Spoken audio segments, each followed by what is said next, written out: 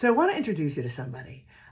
This is going to be a little bit weird, but anybody who has known me since childhood will know that this is not all that odd. But this is Cannellini.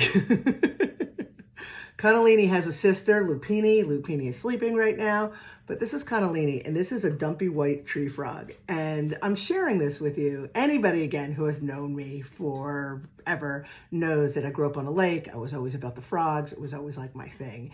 And growing into adulthood, I continue to have this affinity for frogs. But what's interesting is, as I got older and a little bit more in tune with who I am, I come to learn that what makes frogs interesting, one of the many reasons frogs are interesting, is that they don't drink water through the mouth like other animals. They absorb the water through their skin. So they're very, very sensitive. So I have to be careful.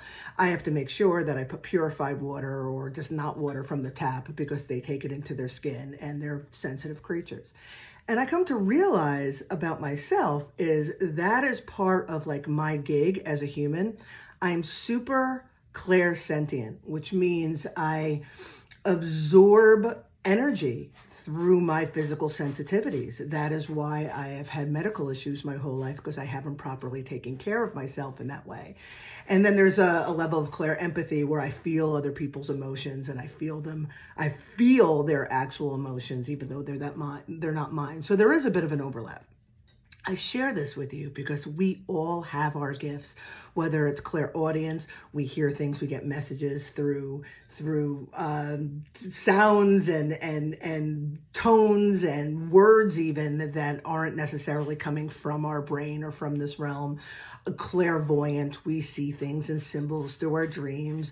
Claircognizant, we just have these knowings. And in my case, I have a couple touches of the others, but clairsentience is my greatest gift. And if I'm not aware with what I am bringing into my life, into my field, it can have the same effects as, shitty water for a cute little frog here.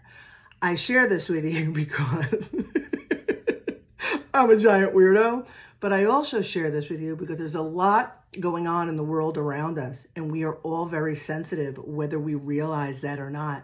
And if we're not paying attention to what we bring into our field, whether we're seeing it or hearing it or feeling it, it could have adverse effects. So just pay attention to what you're taking in and spend time with the things that you enjoy.